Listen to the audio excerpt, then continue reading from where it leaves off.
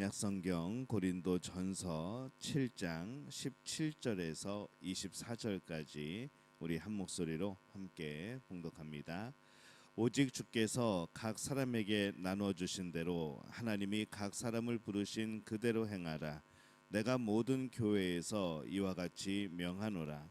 할례자로서 부르심을 받은 자가 있느냐? 무할례자가 되지 말며 무할례자로 부르심을 받은 자가 있느냐? 할례를 받지 말라. 할례를 받는 것도 아무것도 아니요 할례 받지 아니하는 것도 아무것도 아니로되 오직 하나님의 계명을 지킬 따름이니라. 각 사람은 부르심을 받은 그 부르심 그대로 지내라. 내가 종으로 있을 때에 부르심을 받았느냐 염려하지 말라. 그러나 내가 자유롭게 될 수 있거든 그것을 이용하라. 주 안에서 부르심을 받은 자는 종이라도 주께 속한 자유인이요 또 그와 같이 자유인으로 있을 때에 부르심을 받은 자는 그리스도의 종이니라. 너희는 값으로 사신 것이니 사람들의 종이 되지 말라. 형제들아 너희는 각각 부르심을 받은 그대로 하나님과 함께 거하라. 아멘. 할렐루야. 하나님의 은혜가 오늘 새벽에 하루의 첫 시간을 주 앞에 드리는 우리 믿음의 가족들에게 함께 하시기를 예수님의 이름으로 축원합니다. 지금 고린도 전서를 우리가 함께 새벽에 말씀을 나누고 있습니다. 우리가 처음에 앞부분은 고린도 교회에 있던 여러 가지 그런 문제들, 또 다툼이나 또 분열, 또 파당을 짓는 그런 말씀에 대해서 함께 나누었고, 이제 그 다음부터는 이 음행에 대해서 말씀을 하고 있습니다. 오늘은 계속해서 그 말씀을 하면서 이 하나님께서 주신 자리를 우리가 어떻게 받아들이고 그것을 지켜나가야 되는가라는 문제를 놓고 말씀을 하고 있습니다. 오늘 17절에 보면은 오직 주께서 각 사람에게 나눠주신 대로 하나님이 각 사람을 부르신 그대로 행하라 이렇게 말씀을 합니다. 이 많은 사람들이 이 자기 자신의 자리를 하나님이 주신 자리들을 받아들이지 못하는 경우들이 꽤 많습니다. 이 결혼 문제랑 연관시켜 보면은 이 결혼하지 않을 은사가 있는 사람은 결혼하지 않고 또 결혼할 사람은 결혼하는 것이 필요한 것이죠. 각 사람을 부르신 대로 행하여야 된다라고 말씀을 합니다. 나의 은사가 아닌데 나는 독신의 은사가 아닌데 억지로 혼자 살려고 하다가 문제를 만드는 것이죠. 그러니 자신의 은사와 이 환경을 잘 생각하여서 이 하나님이 기쁘시게 하는 일들을 행하는 것이 우리의 모습이어야 합니다. 특히 나중에 이 믿음을 갖게 된 사람들이 이 문제가 생겼습니다. 이 처음에 예수님을 모르고 믿음을 갖지 않고 복음을 몰랐을 때에 살아갔던 사람들, 그때에 결혼했던 사람들이 은혜를 받고 나서 보니까 은혜를 모르는 남편과 말이 통하지 않기 시작하는 것이죠. 또 은혜를 모르는 아내와 이 말이 통하지 않게 됩니다. 그러면 그 환경을 바꾸고 싶어 하고 때로는 그 신앙생활을 하기 위해서 우리 삶의 문제들을 해결하기를 원하기 시작합니다. 이 부부가 가장 중요한데 이 마음이 통하지 않다 보니까 얼마나 답답하겠습니까?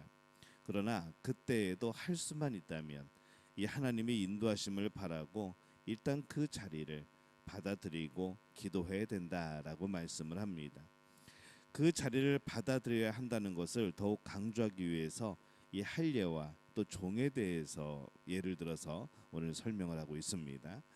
어떤 이는 할례를 받은 것을 영광으로 여기고 어떤 이는 할례 받은 것을 치욕으로 여기는 이제 그런 사람들이 생겨나는 것이죠.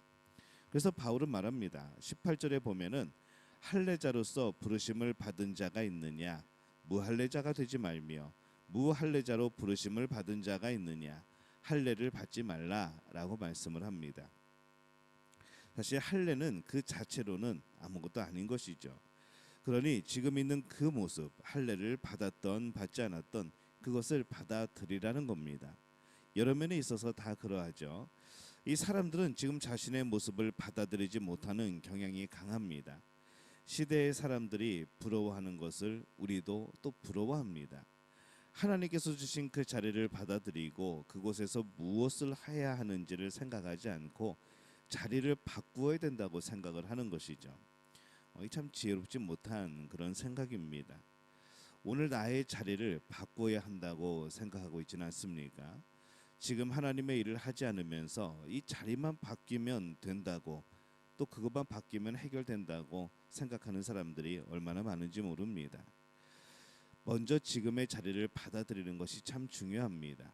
우리에게 주신 자리, 우리에게 허락하신 곳, 우리에게 허락하신 일들, 그것에 충성을 다해야지 또한 우리가 다른 곳에서도 충성을 다하게 되는 것이죠. 이 자리를 바꾸고 싶을 때 우리가 정말 중요하게 생각해야 될 것은 무엇인가 하면은 먼저 자리를 받아들이는 겁니다. 현재의 위치, 현재의 은혜, 또 현재의 하나님께서 맡기신 일들, 또 그것을 온전히 감당할 때에, 또 순종할 때에 하나님이 주신 놀라운 복과 우리의 성장이 있는 것이죠. 그 단적인 예가 바로 종에 대한 그런 비유입니다.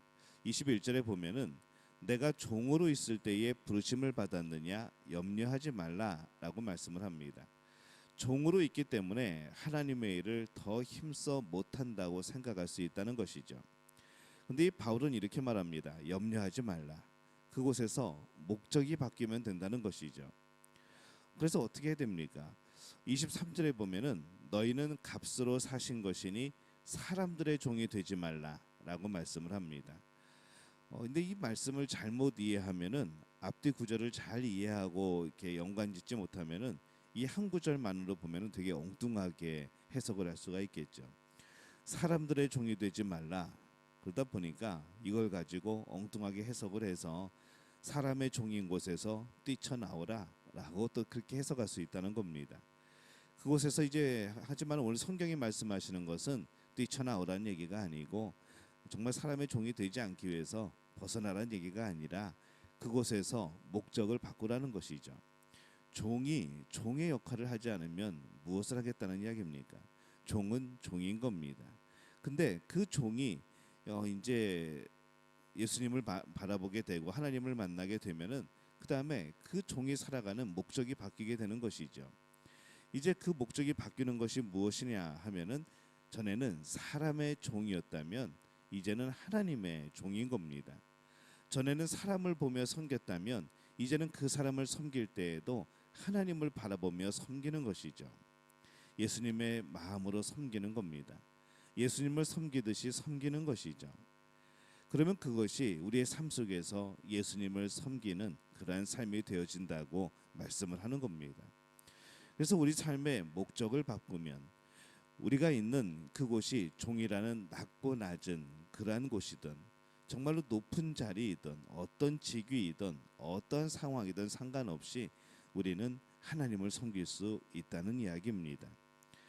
그래서 모든 그리스도인들은 항상 무슨 자리에서 뛰쳐나가려고 하는 그런 일들을 할 필요가 없습니다. 목적이 바뀌면 되는 것이죠. 24절에 보면은 형제들아 너희는 각각 부르심을 받은 그대로 하나님과 함께 거하라 라고 말씀을 합니다. 지금 그 자리에서 오직 하나님과 함께 거하며 순종하며 살면 되는 것이죠. 신앙생활이 뭐 굉장히 복잡하고 어렵고 체계적인 것이 아닙니다. 하나님이 허락하신 자리에서 하나님 바라보고 하나님 말씀에 순종하여서 여러 가지 어려움 속에서 이겨내며 하나님을 붙들며 살아가는 겁니다. 신앙생활은 그런 겁니다.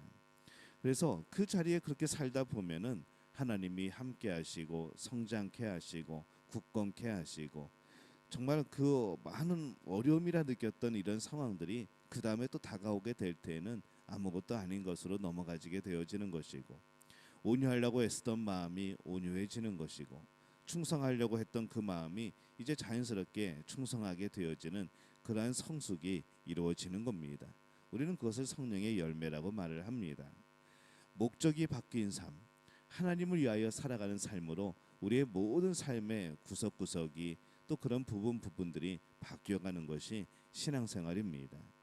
뭐 신앙생활을 뭐 특별하게 아니면 뭔가 특별한 일을 해야 된다고 아니면은 뭐 특별한 사명이 있다고 그런 것이 아닌 것이죠.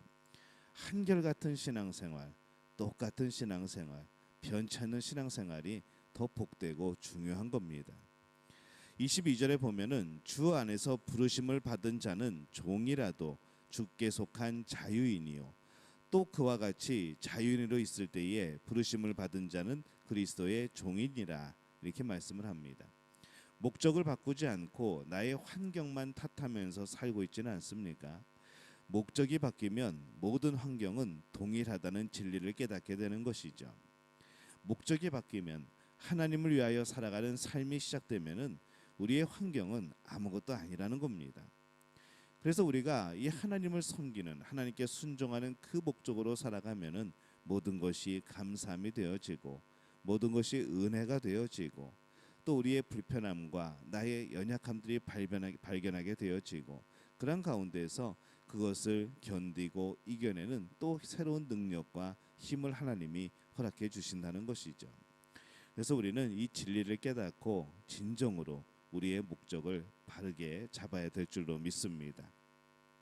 하나님이 주신 자리를 받아들이고 오직 목적을 바꾸어서 그 자리가 복된 자리가 될 수 있도록 그렇게 만들어 가야 되는 것이죠. 복된 자리가 따로 있는 것이 아니고 하나님이 허락하신 곳에서 하나님이 말씀하신 대로 순종하며 살아가는 게 복된 자리가 되어지는 겁니다. 이 시간 우리의 자리는 어디입니까? 하나님께서 허락하셨던 자리가 과연 어디입니까? 그리고 나는 그것을 받아들이고 있습니까? 그리고 나의 목적은 무엇입니까? 왜 우리가 살아가고 왜 우리가 일하고 있습니까? 그 목적을 바로잡고 그래서 그 어떤 환경이라고 할지라도 여러분이 있는 그 자리가 복의 자리가 될 수 있도록 힘쓰는 우리 믿음의 가족들이 되어지시기를 예수님의 이름으로 축원합니다.